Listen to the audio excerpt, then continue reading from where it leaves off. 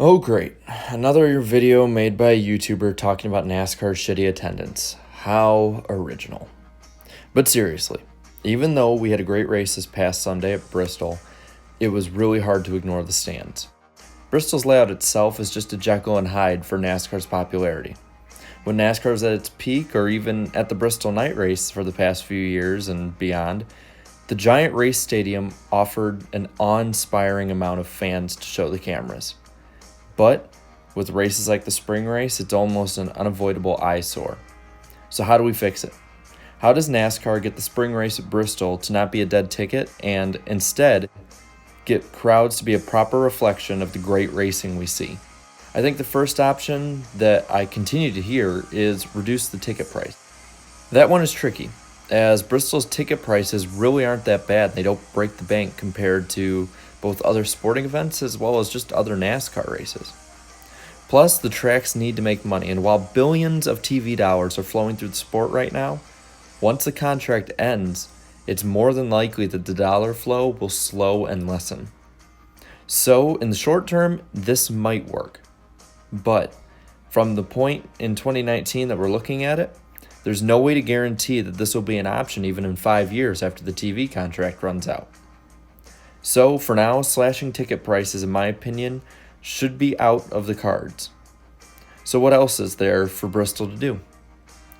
Well, there's some obvious things that other tracks do as well, like hosting other events and such, and also just doing things that make the fans want to show up for more than just the race. NASCAR tracks have also been reducing seating capacity for about the past decade. Some have done it better than others, though. I think Bristol should only do this slightly. Again, the night race still gets a good 100,000 people to show up. Maybe a little higher, maybe a little lower, but still, it's a pretty good crowd for modern NASCAR. And it's successful. So Bristol should knock out two birds with one stone the way that Daytona did. Use a renovation as a reason to reduce the seating capacity. Say that you're widening seats for fans to make it more comfortable.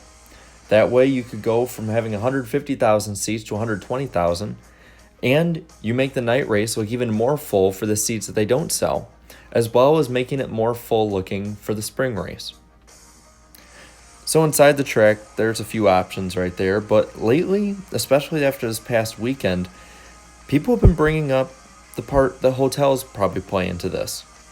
How they've been jacking up their ticket prices on race weekends from $100 a night for a room to $300, $400, even $500. And while it's not fair to the race fans at all, they have every right to do so.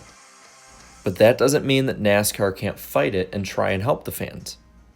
When the conversation of hotels came up, it reminded me of a section in my local newspaper a few years ago, talking about this exact problem.